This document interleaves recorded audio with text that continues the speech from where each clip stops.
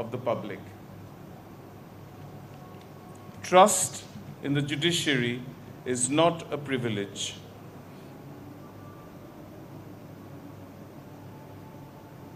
It is something that is earned. And concomitantly with that, it imposes an obligation that rests upon the very foundation of our democratic principles.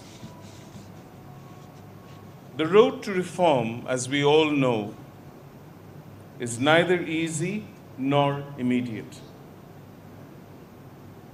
Yet, as jurists and guardians of the law, we must embrace the challenges ahead with resolute determination. On the 21st of September 2024, I declared a reform roadmap laying out a blueprint for institutional reform aimed at restoring public trust, ensuring efficiency, and upholding judicial independence. Today, I wish to revisit and expand upon that vision. One of the cornerstones of this roadmap is the need for institutional autonomy. For the judiciary to perform its constitutional role effectively, it must be insulated from all external influences. A judiciary that lacks administrative and financial independence cannot remain impartial, nor can it deliver justice with the swiftness that society demands. To that end, I have already forwarded a comprehensive set of short-term proposals to the government, emphasizing the need for immediate reforms in financial independence and administrative autonomy. In that context, a separate judicial secretariat is no longer a mere aspiration. It is an exigent necessity. The judiciary's administrative matters should not remain under the control of the executive. Such an arrangement stands wholly in discordance with the doctrine of separation of powers, which is one of the fundamental tenets of constitutionalism. A fully independent judicial secretariat will allow the judiciary to manage its own affairs, free from external oversight or interference, and ensure greater efficiency in case management and judicial administration. For the Supreme Court to remain the standard bearer of integrity and wisdom, the process of judicial appointments must be beyond reproach. I have already made concrete proposals for the establishment of an independent judicial appointment council, a body tasked with selecting judges based solely on merit, integrity, and professional excellence.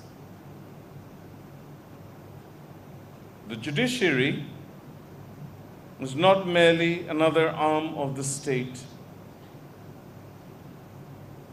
It discharges fundamentally the sovereign judicial function of the state. It is the custodian of the people's trust. Appointments to the highest echelons must therefore reflect the dignity and the solemnity of this role. The restoration of the Supreme Judicial Council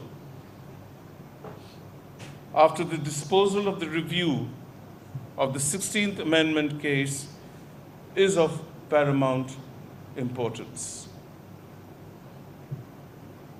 This institution must be empowered to oversee the removal of judges of the apex court, ensuring a fair, independent, and non-political mechanism for judicial accountability.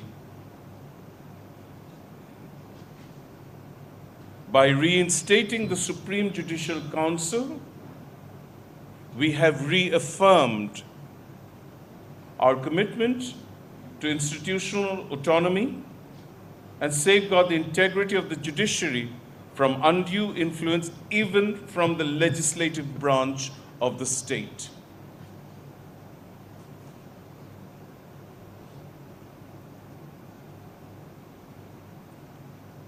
The members of the district judiciaries and magistracies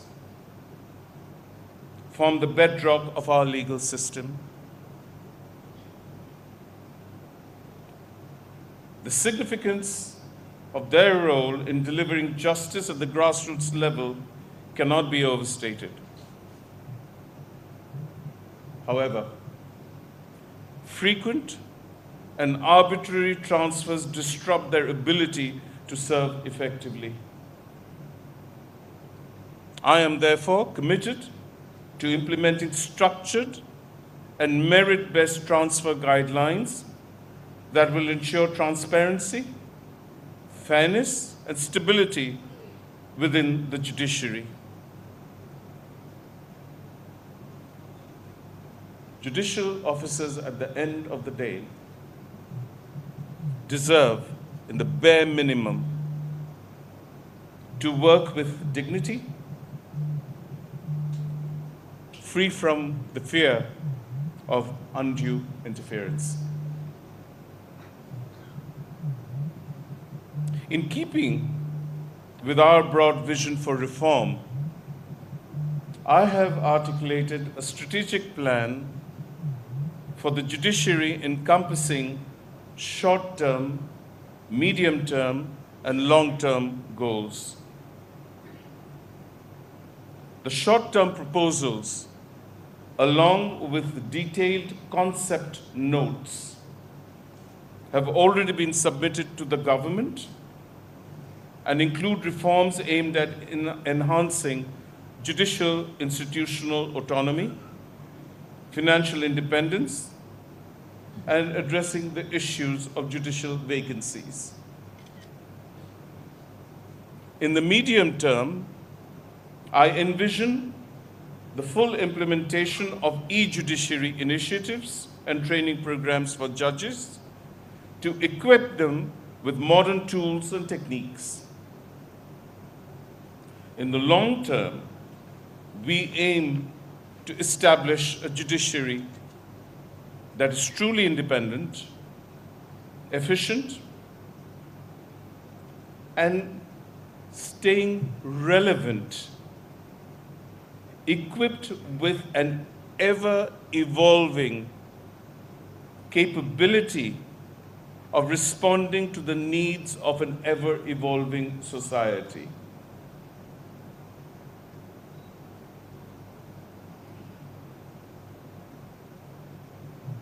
My peers, the Appellate Division and High Court Division of the Supreme Court of Bangladesh. The Supreme Court of Bangladesh stands as a sentinel of justice, equity, and constitutional governance. That is self-evident. Its role in shaping a just society cannot be overstated. Through landmark judgments, this court has not only defended the Constitution, but has also upheld the rights and liberties of the people. from protecting the sanctity of fundamental rights to ensuring executive accountability, the Supreme Court has served as the bulwark against oppression and injustice. Yet, even the loftiest institutions must engage in introspection. As judges, we must hold ourselves to the highest standards of conduct and integrity. Here I recall the timeless words of Socrates, who declared that the unexamined life is not worth living. This wisdom holds particular weight for all of us. As judges tasked with safeguarding the lives and liberties of others, systemic reform requires continuous evaluation of the self. Such introspection should better help us at approaching issues like scandalization of court and judges from a fresh perspective, in keeping with emergent standards governing this branch of the law of contempt. In the context of judicial conduct, it is essential to reflect on the views of Lord Atkin, whose interpretation of contempt remains profoundly relevant. Lord Atkin believed that the dignity and authority of the judiciary are not fragile ornaments to be shielded from fair and reasoned criticism. He argued that judicial authority rests not on unquestioned reverence, but on the public's faith in the fairness, integrity, and transparency of the judicial process. As he said, justice is not a cloistered virtue. And he observed that it must be allowed to suffer the scrutiny and respectful, though outspoken comments of ordinary men.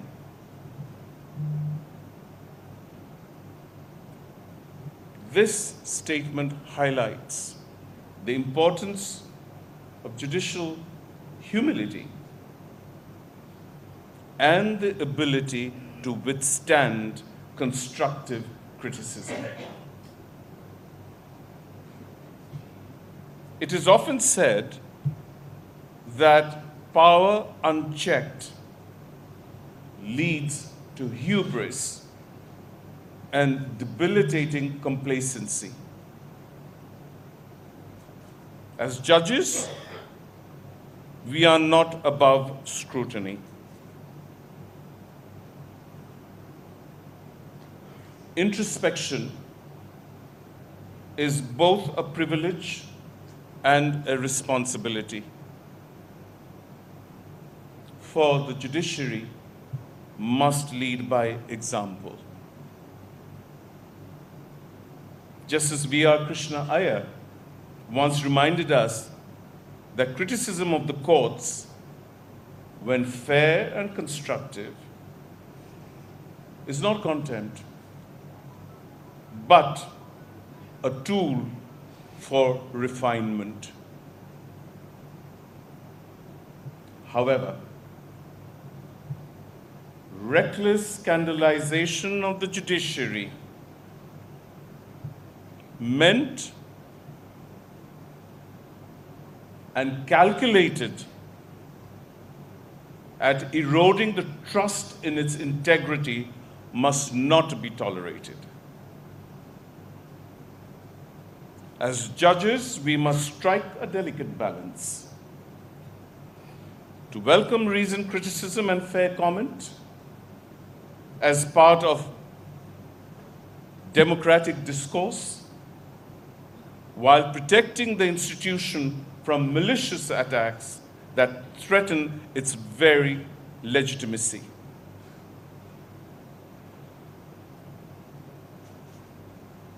We as judges must not only deliver judgments with integrity, but also remain open to reflection and feedback. Public scrutiny, when exercised responsibly, is an invaluable check on the judiciary. It is through such dialogue and introspection that we strengthen our resolve, reaffirm our ethical commitments, and ensure that the judiciary continues to embody the principles of justice. Justice Benjamin Cardozo once observed, "The judge, even when he is free, is still not wholly free. He is not to innovate at pleasure. He is not a knight-errant roaming at will in pursuit of his own ideal of beauty or of goodness." This profound statement reminds us that judges must abide by the law, act with restraint, and remain conscious of the constitutional limits of their role. Learned members of the bar, it is pertinent to raise the issue here of a constructive engagement with the bar as equal partners in this transformative phase of the Supreme Court's history. We must, in the bare minimum, strike a working consensus by identifying the lowest common denominator on any given issue and building on the same with sustainable objectives in mind. In particular, recent events convince me to broach the subject of the relationship between the bar and the bench, which has been put to the test on the issue of the bar's attitude taken towards certain judges. It suffices to state here that the highest degree and standard of propriety is expected from the members of the bar, even when directing a fair comment or constructing an expose directed at a particular judge. Care must be taken in this regard not to impair the administration of justice. Indeed, there is a corresponding duty of the bar to protect judges from scurrilous attacks when judges themselves have no voice to refute allegations and ward off aspersions directed at them. Ladies and gentlemen, the reforms I speak of today are not mere ideals. They are pragmatic measures rooted in the needs of our time. I draw inspiration in this regard from the words of Justice Oliver Wendell Holmes, who said,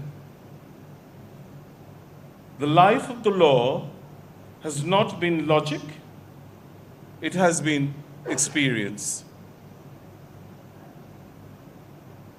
Our experience demands that we act now with courage and resolve to transform the judiciary into an institution that delivers justice swiftly, fairly and independently, bearing in mind the interests of its main constituents, the people of this republic. In closing, I extend my heartfelt gratitude to all who have worked tirelessly to uphold the sanctity of this great institution. Let this Supreme Court Day serve as a reminder of the sacrifices that made this day possible and the responsibilities that lie before us. The Supreme Court of Bangladesh is not merely an institution. It is the embodiment of justice, the hope of the oppressed, and the voice of the Constitution. It is our solemn duty to preserve its dignity and worth and to ensure that it remains the beacon of justice for generations to come. Thank you very much.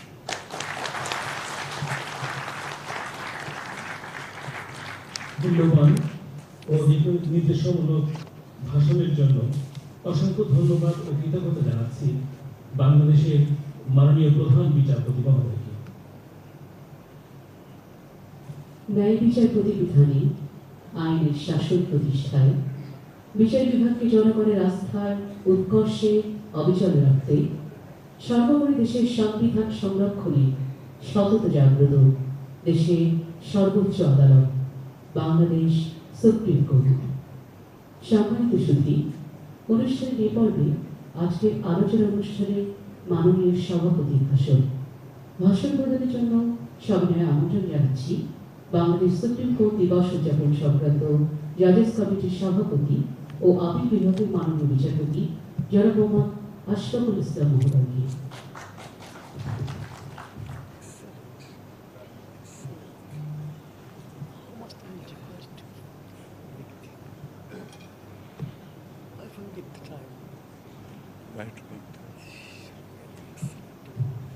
Each and every aspect of life has situation. You touch. Your hand is there anywhere. Doesn't need to. বিসমিল্লাহিররহমানিররহিম। আজ 18 December Bangladesh supreme কোর্টের 52তম প্রতিষ্ঠা বার্ষিকী। এই দিনটি বাংলাদেশের বিচারিক ইতিহাসের ধারাবাহিক পথ পরিক্রমায় একটি ঐতিহ্যবাহী দিবস, যাকে আমরা পালন করি বাংলাদেশ সুপ্রিম কোর্ট দিবস হিসেবে।